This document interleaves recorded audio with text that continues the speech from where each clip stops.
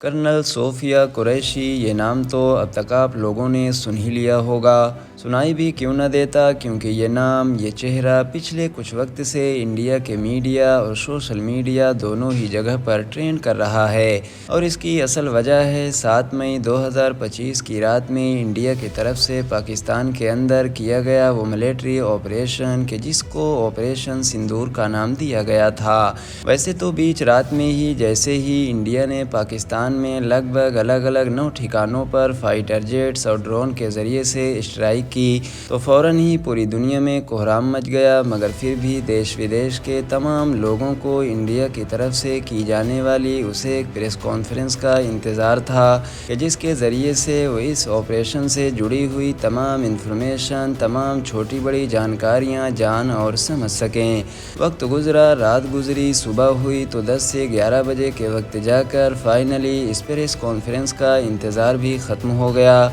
लेकिन जैसे ही ये प्रेस कॉन्फ्रेंस शुरू हुई तो लोग काफ़ी हैरान हुए, क्योंकि लोगों को कुछ ऐसा दिखा कि जिसकी किसी ने उम्मीद भी नहीं की थी। मतलब कि ये अपने आप में एक ऐतिहासिक लम्हा था, क्योंकि इतने बड़े ऑपरेशन की ब्रीफिंग के लिए, इसको एक्सप्लेन करने के लिए वहाँ पर जो 3 लोग आए थे उनमें से बीच में तो फ़ौरन सेक्रेटरी विक्रम मिस्री थे, जबकि इनके दोनों तरफ कोई मेल नहीं बल्कि फ़ीमेल ऑफिसर थीं। एक तरफ थी कर्नल सोफिया कुरैशी, जिन्होंने बाद में इस पूरे ऑपरेशन की तमाम जानकारियाँ मीडिया के सामने रखीं कि किस तरह से ये ऑपरेशन किया गया, पाकिस्तान में किन किन जगहों को निशाना बनाया गया और क्यों बनाया गया। जबकि दूसरी तरफ थी विंग कमांडर वो मीका सिंह, और इसमें भी ख़ास तौर से कर्नल सोफिया कुरैशी का इस ऑपरेशन की ब्रीफिंग के लिए आना कोई आम बात नहीं थी, बल्कि इसके अंदर तो एक बड़ा और गहरा मैसेज छिपा हुआ था। वो मैसेज कि जो सिर्फ बाहर के आतंकवादियों या दुश्मनों के लिए ही नहीं था, बल्कि ख़ुद इंडिया के अंदर बैठे हुए कुछ नफरती चिंटुओं के लिए भी था।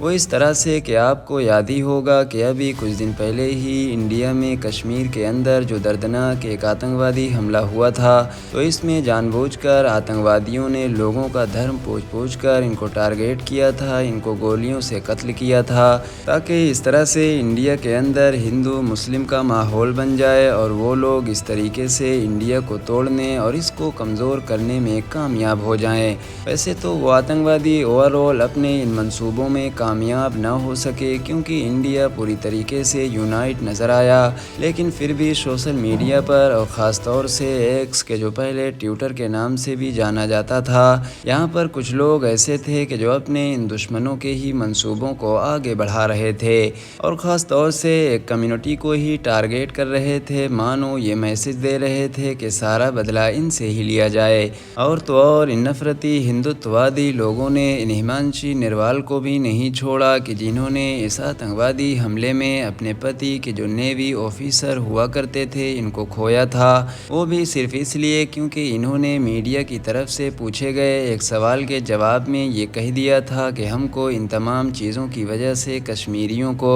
या फिर इंडिया के बाकी मुसलमानों को टारगेट नहीं करना चाहिए, बल्कि हमको सिर्फ इंसाफ चाहिए। मतलब कि जो असली गुनहगार हैं, जो आतंकवादी हैं, जो असली दुश्मन हैं, उनके पीछे जाना चाहिए। बस फिर क्या था, इन नफरती हिंदुत्ववादी लोगों ने इनको ही निशाने पर ले लिया, बावजूद इसके कि इन्होंने अभी इस आतंकवादी हमले में ही अपने पति को खोया था। और फिर इनके बारे में सोशल मीडिया के ऊपर ऐसी ऐसी चीज़ें लिखी गईं, ऐसे ऐसे कमेंट्स किए गए कि जिनको देखकर या सुनकर आप अपनी आँखों और कानों को बंद करने के लिए मजबूर हो जाएंगे। तो अब इस बड़े ऑपरेशन की ब्रीफिंग के लिए बाद में 2 महिलाओं को ही जो मीडिया के सामने लाया गया, उसका एक मकसद तो ये भी हो सकता है, क्योंकि इस आतंकवादी हमले में मेनली औरतों को ही साइकोलॉजिकली टारगेट किया गया था। मतलब बहुत सारी जवान औरतों के सामने उनके जवान शौहरों को ही कत्ल कर दिया गया था। जबकि जो दूसरा मकसद था वो ये दिखाना था कि जब बात देश की आती है तो इंडिया पूरी तरीके से यूनाइटेड नज़र आता है।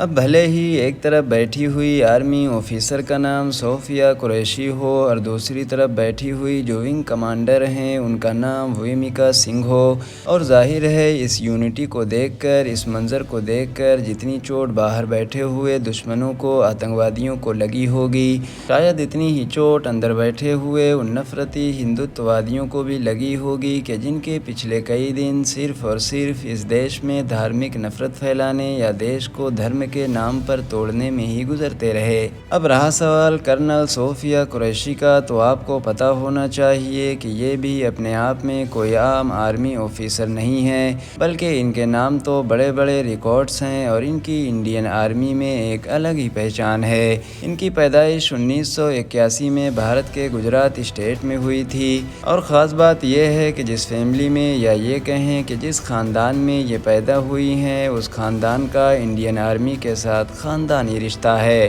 مطلب ان کے دادا بھی انڈین آرمی میں ہوا کرتے تھے، ان کے خود کے ہسبینڈ تاج الدین بھی انڈین آرمی میں ہی ہیں، جبکہ یہ خود بھی 1999 سے مطلب اس وقت سے انڈین آرمی میں ہیں کہ جب ان کی عمر بمشکل 17 سال کی ہی ہوا کرتی تھی۔ آپ کو جان کر شاید حیرانی ہوگی کہ کرنل صوفیہ قریشی بھارت کے اتہاس کی وہ پہلی مہیلا آفیسر تھیں کہ جنہوں نے ایک ملٹی نیشنل ایکسرسائز میں اپنی ٹیم کو لیڈ کیا تھا، مطلب ایک 40 ممبرز کی جو فوج تھی اس کو کمانڈ کیا تھا، اور یہ ہوا تھا 2016 میں، اور اس ایکسرسائز میں کہ جس کو دنیا میں ایکسرسائز فورس 18 کے نام سے جانا جاتا تھا، مطلب یہ ایک طریقے کا ایسا ایونٹ تھا کہ جہاں پر دنیا بھر کے دیش اپنی اپنی آرمی کو ایکسرسائز کے لیے بھیجا کرتے تھے۔ وہاں پر ہی یہ پوری دنیا کے سامنے اپنی ٹیم کو کمانڈ کرنے والی، اپنی ٹیم کو لیڈ کرنے والی پہلی بھارت کی مہیلا آرمی آفیسر بنی تھیں۔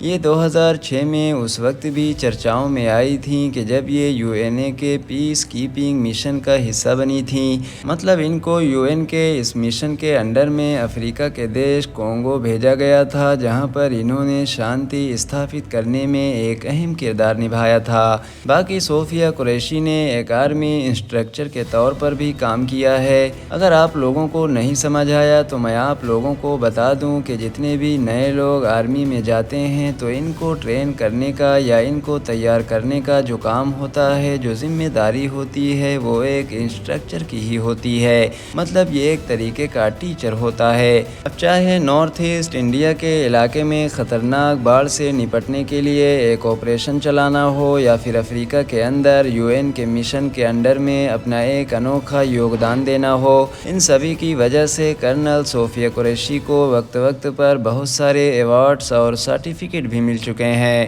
باقی دوستو، کرنل صوفیہ قریشی کے بارے میں آپ لوگوں کا کیا کہنا ہے؟ اپنی رائے کمنٹ باکس میں ضرور دیں۔ فی الحال دوستو، آج کی اپنی ویڈیو کو ہم یہیں پر ختم کرتے ہیں۔ ویڈیو پسند آنے کی صورت میں نہ صرف ویڈیو کو لائک کریں بلکہ اپنے دوستوں کے ساتھ بھی ضرور شیئر کریں۔